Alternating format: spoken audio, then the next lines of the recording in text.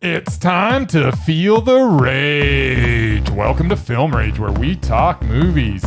We are smack dab in the middle of the Calgary International Film Festival. I think it's day 7? Sweet. Directors and actors beware, as you cannot hide from the rage. My name is Bryce, and I'm part of the Film Rage crew, which also includes Jim. Hey. And Murray. Yo. So, with the introductions out of the way, let's rage on! Bangers! All right, well, we got a couple things to talk about first because today happens to be September 30th. And for those of you who don't know what September 30th it is, other than the day before October 1st, it happens to be Orange Shirt Day. So I am wearing my orange shirt today. For those of you who say, what is Orange Shirt Day? It is an event created in 2013 designed to educate people and promote awareness in Canada. So you friends of ours in the US that are listening, please take note. This is an important day in Canada because in Canada, 2013, that's like a long time ago now. Anyway, this event was created to bring awareness to the Indian residential school system and the impact that it has had on Indigenous communities for over a century, an impact recognized as a cultural genocide and an impact that continues today. It is held annually on September 30th in Canadian communities, especially in schools where people are encouraged to wear an orange shirt. So for those of you who are not wearing an orange shirt, go find one and probably wear it and talk about it with people because it's a good topic to talk about. So that's one thing. The other thing is it is the day before All the Horror podcast event, which starts tomorrow. So everybody, please get on your podcasting streaming stuff, places, apps, websites, whatever, and check out All the Horror 18 on Instagram and Twitter. Check out scaresthatcare.org and be ready to be horrified for the entire month of October because it's going to be fabulous. Sounds excellent. It's awesome. All right. Well, what did we see at CIFF? CIFFcalgary.ca. Well, first thing that we woke up yesterday morning, and man, were we in for a treat. We saw Last and First Men. This is a film that transports us into the distant future where infancy lasts a century. And then after that, we spend 1,000 years on the polar continent known as the Land of the Young. After that 1,000 years, we emerge ready for a world of maturity where we achieve simultaneous mental unity. Together, we are able to enter past minds. Some of us become navigators who are a simple and modest folk. They are able to go into a trance and solve ancient mysteries. There are tasks to accomplish, which include sowing the seeds of a new humanity among the stars. But we need help from the past. 2 billion years in the future, solar radiation has a disastrous effect on the human organism. Telepathic communication has become unreliable, and we have to use vocal symbolism. We have had to force the planet outward to avoid the heat. We have had to migrate to the poles. The oceans have evaporated. But this is not humanity's last word. However, humanity is but a flash in the lifetime of the cosmos. Great are the stars, and humankind is no account to them. This is a film that is as haunting as it is fascinating. The narration... What are you laughing at over there? This write-up is literally going as long as that fucking movie did. It's longer than the movie. The narration of Tilda Swinton was soul-stirring. The score builds and fades throughout, causing an undeniable atmosphere, sometimes of hope, sometimes of dread. The slow movements of the camera as it zooms in on a static object was perfect. Sometimes the focus becomes unfocused, and sometimes the unfocused. Okay, why are you laughing? I'm sorry. Keep going, sorry. Sometimes the focus becomes unfocused, and sometimes the Okay, you gotta stop laughing. I can't get through this. Okay, don't look at me. One more time. Sometimes the focus becomes unfocused, and sometimes the unfocused becomes even less focused. This film gave me joy, great joy. Director Johan Johansson has created a unique piece of art, the likes of which that I have never seen before. This is a standout at this year's festival. I apologize for losing a little bit because I've got some wiener across from me cracking up like this is the funniest thing he's ever heard. This was no laughing matter. This was a serious movie with serious consequences. I loved it. Every second of it. Every morsel of it. I devoured it. It was so tasty. This was a haunting composition that was Mondo. Okay, then. Wow. Only the movie was Murray, entertaining as that. Can you do me a favor and just turn the music up just a little bit? There we go. Now, if I want to spend 2 hours watching stills move around and the sexy voice of Tilda Swinton, this might be the music I might want to listen to for 2 hours. Now, Johan Johansson, he's a brilliant Filmmaker. Score maker. Composer. And Period. composer. So, Tilda Swinton's voice was awesome. Yes. The music was pretty ominous. Yes. Shots were okay. Spectacular. I would not classify this as a traditional movie. Maybe not. I would say it's experimental. And I Slightly. feel it is not fair to judge it as a regular film. I feel it was more like a coffee table book What? or perhaps an audiobook. I could easily fall asleep listening to this. Stunning visuals. As It was I- not an audiobook. I don't know. They were stunning. Stunning. True enough. But I imagine this being like listening to this music and flipping through a book on my coffee table. Sort of like listening to John Tesh or, you know, any of those people that I used to have to fall asleep to when I had really bad insomnia. Feel this one line may sum up what this film did not provide me with. Orgiastic celebration of pleasure till the end. Gets an iBook on sale. Audiobook meh from me. Sorry, repeat that line one more time. Orgiastic Yeah. celebration of pleasure. Wow, they nailed it. That should be my whole review. I didn't need to have all those words. I just have to say orgiastic. I kind of wish that was your review. I also wish that was your review. Yeah, because that was what it didn't provide me. I've had orgiastic celebrations of pleasure, and that was not. This movie is an orgiastic celebration of pleasure. So it wasn't meant for me. I'm actually super curious what Murray thought of this. Actually, even more interested than you, because I could tell while we were watching this. I The love orgiastic celebration of pleasure that was going on in your eyes and potentially in your pants. So Murray, tell us what you did, because if Murray maybe didn't like this as much as I did, this could be the first trifecta that Film Rage has ever done in the history of Film Rage. History. The history, Murray, this could be Short a history. history-making event. Did this make you... I really wanted to like this. Orgiastic? I like Tilda Swinton, and it looked interesting, but I thought there would be,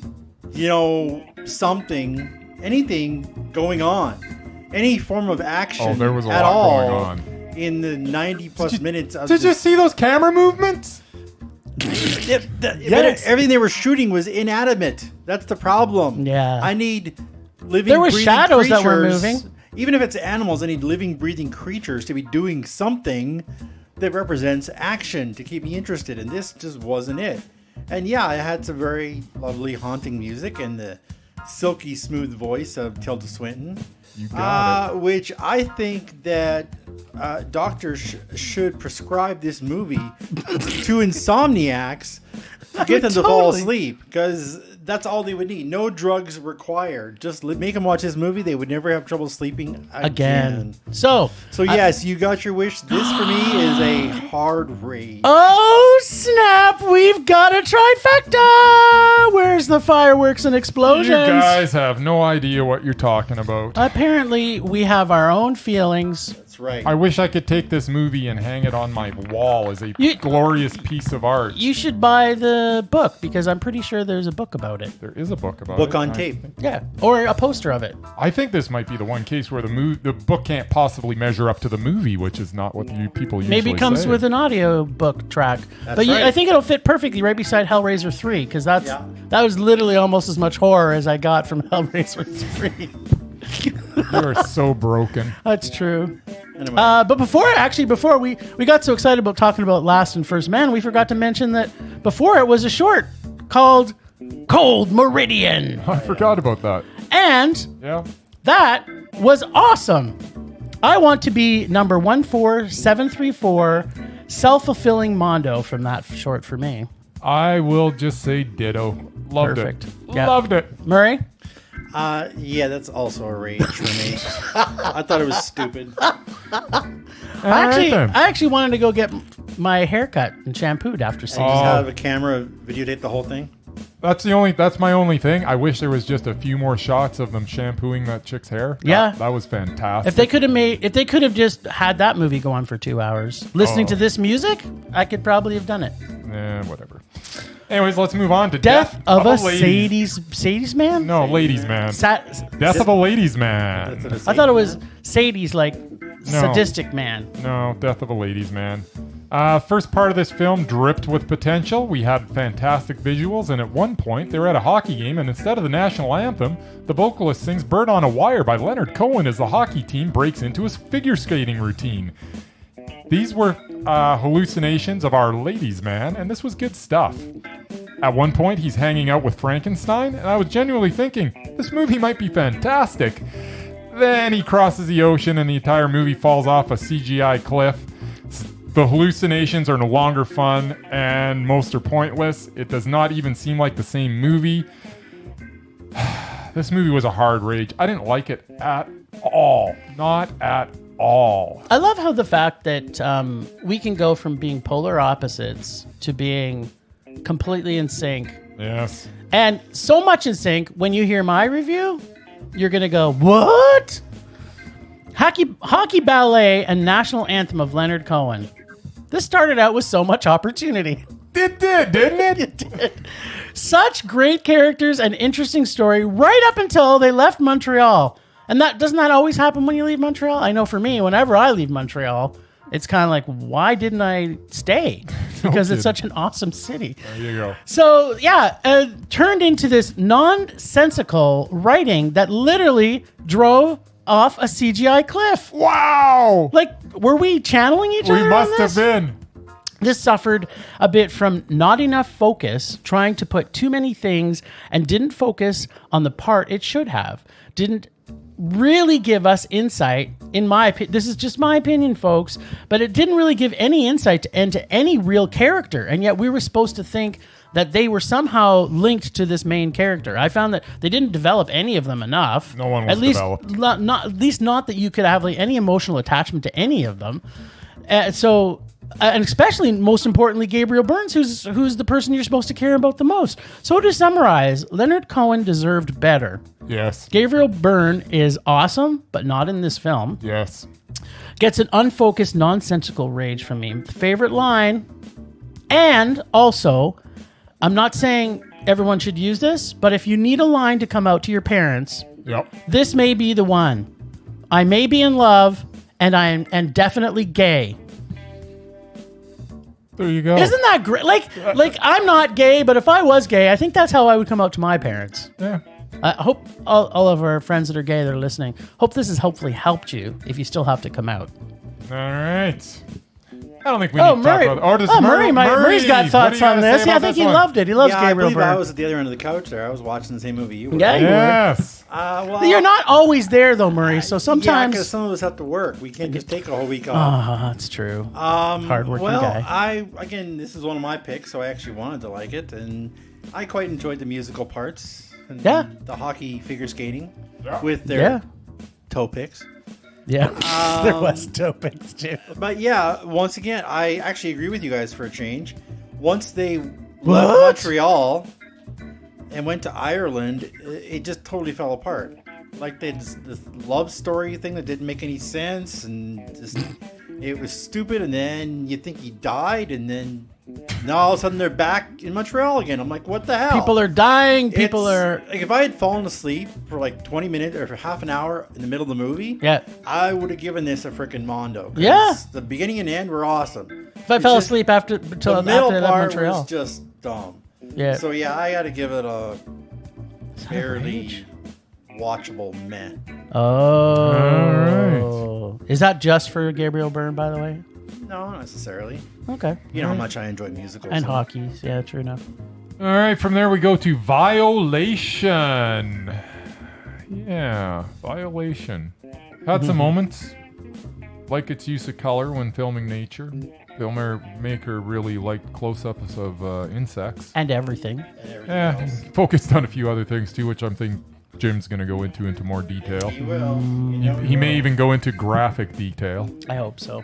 The climax moments were very good. The filler between those moments were not that good. The blood draining scene was fantastic. Sometimes the jumps back and forth through time could have been more defined.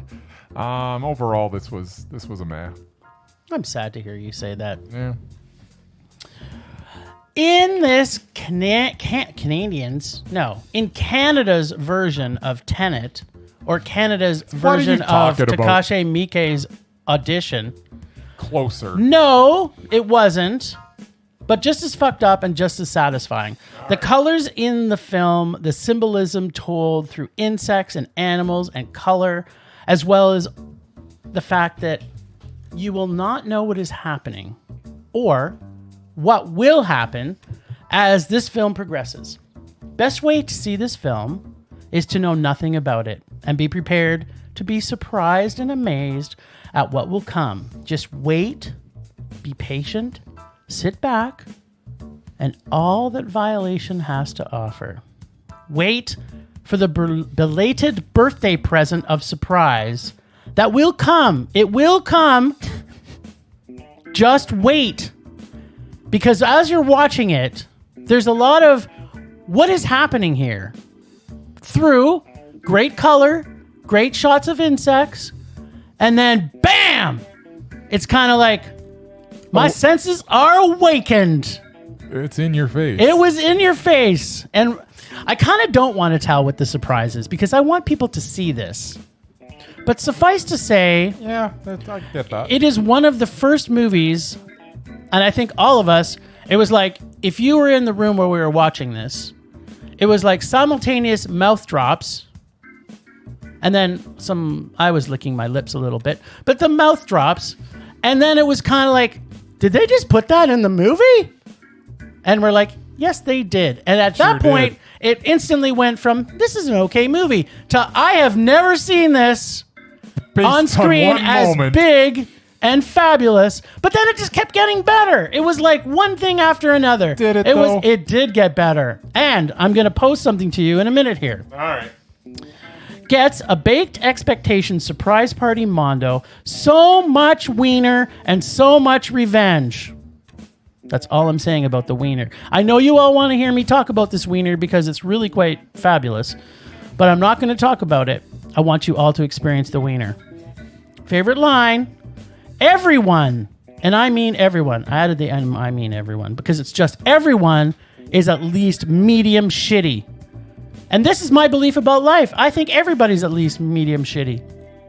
Yeah, probably. Some people are more shitty, but everyone's at least medium shitty. Bare minimum. Yep.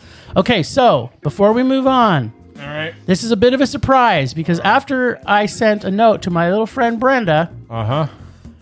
she poked me a little bit with her thoughts of, had any one of us thought that perhaps the whole murder was a dream?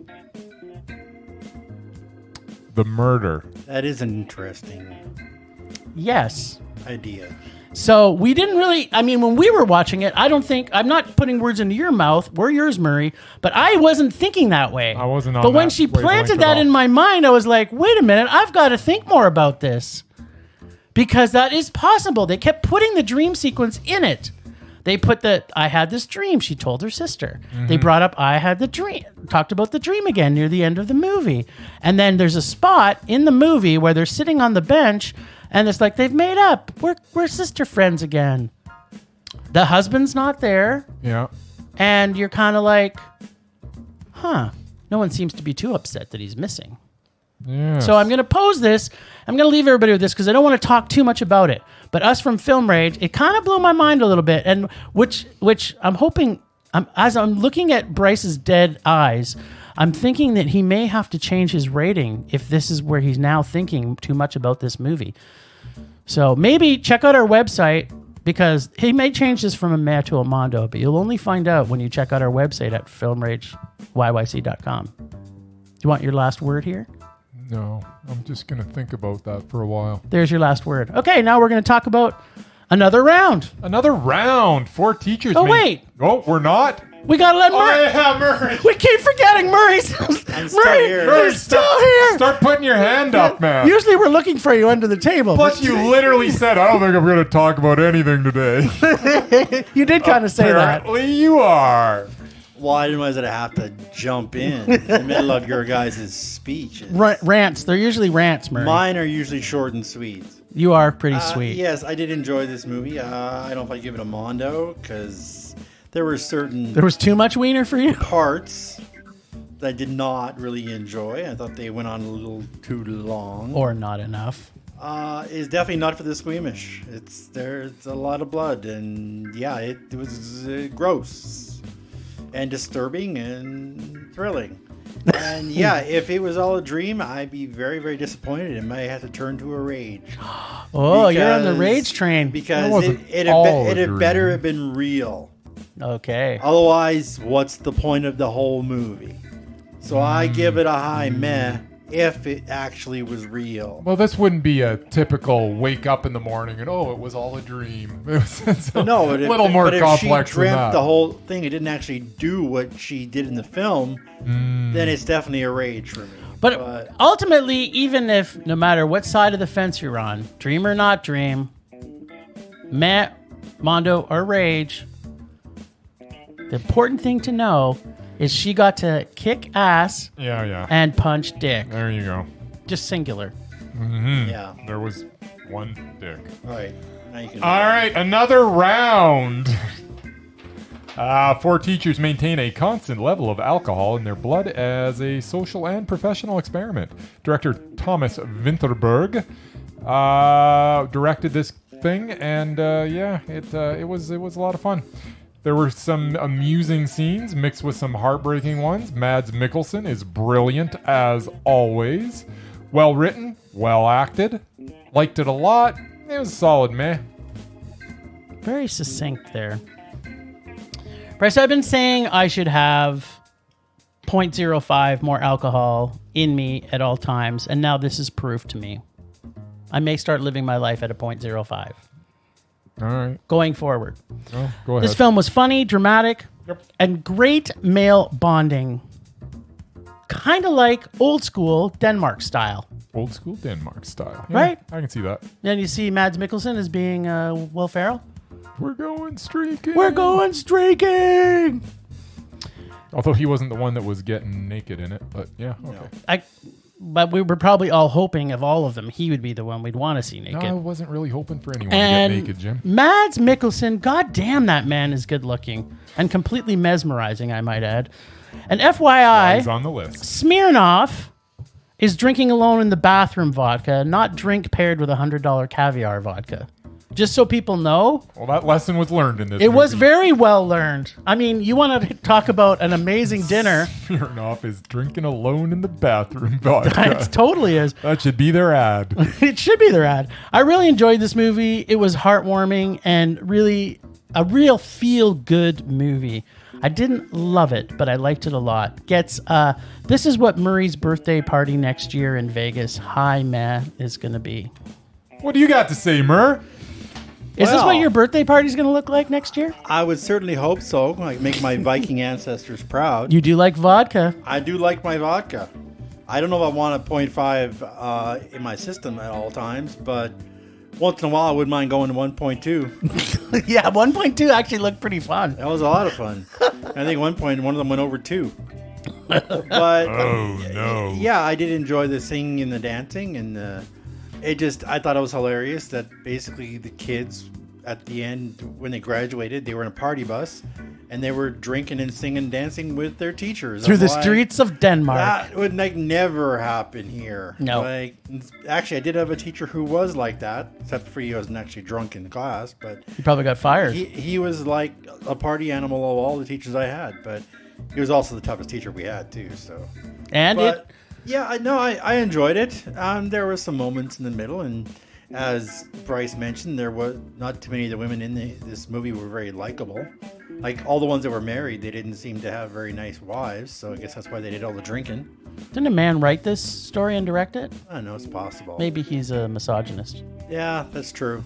But yeah, I enjoyed it. I would give it a high meh. It was All right, alright. It was so alright. meh. Meh. All right, and from there we capped off the evening at the cinema. The rest of these we saw online, which are still available online, by the way. And then we saw a in-cinema exclusive, Wander. Wander stars Aaron Eckhart and Tommy Lee Jones. I think it can be summed up in one line. It's me! It's Jimmy! Why did you have to bring that up? It's I Jimmy. told you not to say that name. You can trust me. That's not my safe word. It's Jimmy. Oh You my know God, Jimmy. stop saying that fucking word, Jimmy. I almost want to change my name after seeing this movie. It's Jimmy. So I originally thought, because I love Aaron Eckhart. I don't know why. He's kind of like the Mads Mikkelsen of Hollywood these days. He's kind of mad. He's kind of mad.